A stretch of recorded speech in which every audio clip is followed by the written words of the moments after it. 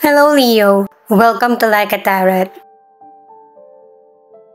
Alamin natin kung ano ang situation, ano yung next na mangyayari, ano yung advice, at sa huli kukuha ako ng additional cards. Para sa mga bagong viewers, ang reading na ito ay timeless reading, general reading at guide po lamang. Hindi po magre-resonate sa lahat kaya kunin mo lang yung akma sa sitwasyon mo. At kung kailan mo napanood ang reading na ito, yun ang start ng 1 week reading para sa iyo. Ikaw na bahala magpalit kung si person mo ito o ikaw. Angels and guides, please guide us. Ano ang situation ng mga Leo?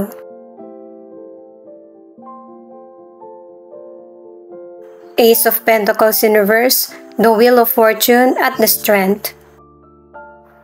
Sa career at financial, hindi maganda yung estado ng mga Leo patungkol sa seguridad at saka sa stability. Pero kahit na may mga oportunidad na na-miss ka o nagkakaroon ng delay, yung mga nangyayaring hindi maganda sa iyo ngayon, may positibo na mangyayari na pagbabago na abot tanaw mo na. Sa career, katulad na nabanggit ko kanina, ang ilan sa inyo, pwedeng nawalan ka ng trabaho o kaya yung nagkakaroon ng delay sa mga plano mo patungkol sa bagong trabaho o kaya negosyo. Pero may magandang pagbabagong mangyayari sa buhay mo. Natutulungan ka ng universe na maabot yung mga pangarap mo. Kung mag-i-start ka ng bagong business o kaya magpapalit ng career. At ang advice ng mga cards sa mga nangyayari sa buhay mo, huwag ka matakot, ipinanganak ka matapang at yung may tiwala sa sarili. Ipakita mo yung kakayahan na meron ka. At gamitin. Sa mga single, binibigyan ka ng warning ng mga cards na huwag mong mamiss yung oportunidad patungkol sa darating na love sa future. Hayaan mo na yung nawala sa past kasi yun yung nararapat kasi mamimit mo na yung destiny mo. Yung potential person na makikilala mo may pagka-wild pero kapag ikaw yung nagsalita, makikinig siya. Ang ilan na nasa relationship, kulang kayo sa oras kaya ang relasyon nyo hindi maayos. Pero kapag ka nabigyan nyo na to ng atensyon, 2 cards na yung nagsasabi na magiging pabor ang sitwasyon sa inyo. Mas magiging loving at saka mababago na yung lahat na puro positive at may kapayapaan. Queen of Cups in reverse, the Lovers at 4 of Cups. Itong next na mangyayari ay yung decision mo, ibabase mo sa kung ano yung nararamdaman mo. Nakatangian nga talaga ng Leo. At ang advice ng mga cards ay itong panahon na to, hindi mo kailangan ibase sa nararamdaman mo, kundi yung makatwiran na desisyon. At ang advice ng mga cards, kailangan suriin mo yung bawat nangyayari sa buhay mo. Mas magbigay ka ng focus sa mga importante at saka sa emotional needs mo. Patungkol man ito sa relasyon or sa potential person. Ang advice ng mga cards para sa mga nasa relationship ay magtiwala ka sa person mo. Huwag maging mapag-control, yung masyadong malapit sa person mo or chine-check mo siya kasi ayaw niya nun. Kasi ang relasyon ng mga Leo, ang ilan sa inyo, maganda yung relationship nyo. Sa physical, mental, emotional, connected kayong dalawa. At kung may problem ang relationship nyo, maaayos nyo ito.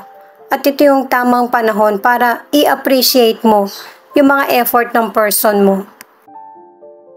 Ang ilang single naman, parte pa rin ito ng buhay nating lahat na meron talaga tayong person na makikilala at makakarelasyon na mapanlin lang.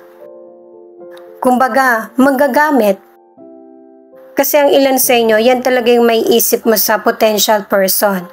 Kasi papakitaan ka niya ng interes, magkakaroon kayo ng relasyon pero hindi naman pala siya sure sa feelings niya.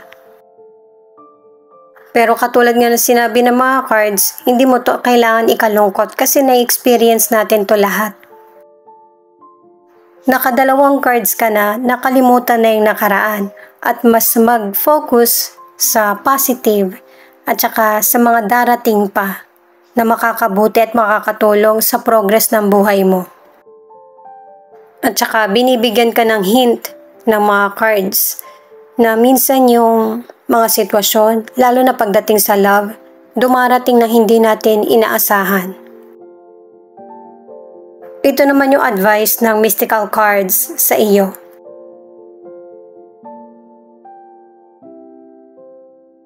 Hindi ko pa to kabisado kaya basahin ko yung booklet sa inyo. Happiness. Ibig sabihin nito, alamin mo kung ano talaga yung totoong makakapagpasaya sa iyo. Yung happiness mo, hindi dapat dahil dun sa person. Kailangan magmumula sa iyo.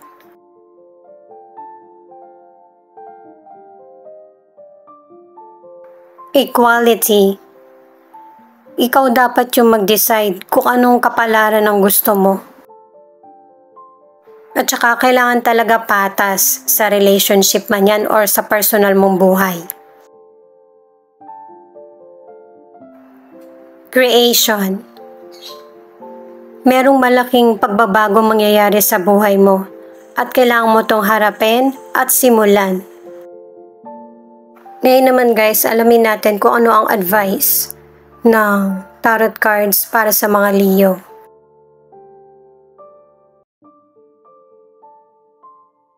Three of Wands, Queen of Wands at the Hermit. Ang ibig sabihin ng mga cards na ito ay meron kang pananalig at saka confident ka sa mga yung gusto mong ma-achieve, klaro sa iyo.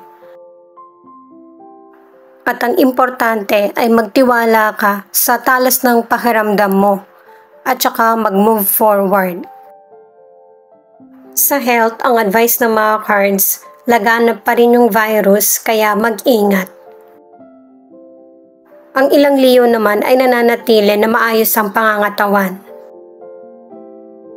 At para naman sa ilan na inaabuso ang kalusugan, warning na ito sa iyo na pahalagahan mo yung katawan mo. Magpahinga ka at saka yung mga healthy ang kainin mo. Ang ilan sa inyo na nasa relationship ay mas lalo magiging maganda yung takbo ng relasyon nyo. Pwede na mag-travel kayo or sa ibang lugar na kayo titira. At dalawang cards na yung nagsasabi niyan. At para naman sa ilan na nasa relationship ay pareho nyong sikapin ng person mo na magkaroon ng koneksyon para naayos kung ano man yung misunderstanding. Para sa mga single, huwag mong isipin na hindi ka na makakalimot sa nakaraan kasi unti-unti makaka-recover ka din at makakapagsimula ng panibagong buhay. Ang ilan naman sa inyo na single, magkakaroon ng relasyon pero panandalian lang ito. Kasi ang ilan sa inyo, sinusubukan mo lang kung kaya mo na ba makipagrelasyon. Lalo na't ang ilang Leo, nakaka-attract ka ng mga potential person na mas dapat mong binibigyang pansin kaysa sa nangyari sa nakaraan or sa problem. Alamin naman natin kung ano yung additional advice. Itong Six of Cups, ang ibig sabihin, may mga nauulit na sitwasyon sa buhay mo na kailangan mong suriin kasi patuloy lang na nagpapahirap sa'yo or nakakasakal. At saka kung may sitwasyon na hindi nakakabuti, kailangan nang baguhin yung cycle, mag-start ng panibago. Yung pagbabagong mangyayari ay makakabuti para sa iyo. Itong Six of Pentacles, ang ibig sabihin ay give and take sa relasyon. Friendship man ito, sa family mo or sa person mo.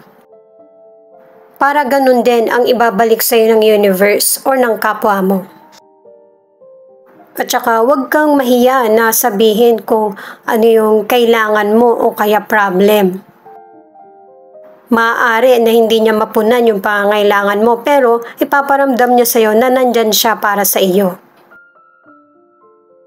The Hangman. Ang ibig sabihin nito, may problema na darating sa buhay mo pero alam mo na kung paano ito solusyonan.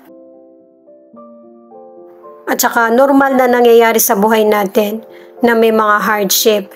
Pero magkakaroon din ng acceptance. At ito yung mga panahon na ang ilan sa inyo, pipiliin mo na kung ano yung mga gusto mong mangyari sa buhay. At saka base na rin sa mga cards, sa bawat oras or panahon ay nagkakaroon ng progress ang buhay mo. Mas tingnan mo yung positive at i-release yung mga negative energy. Marami nga po palang salamat sa mga nag-like, share, comment, and subscribe. At pati na rin po sa mga nakikinig at nanonood. San man panig kayo ng mundo, ingat po kayo palagi. Ito naman ang angel number mo.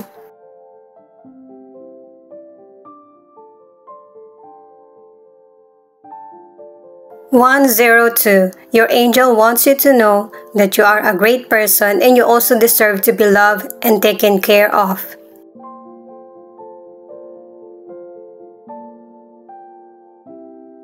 Affirm. You're attracting only the best into your life right now. Welcome this new energy. Type yes if you are ready.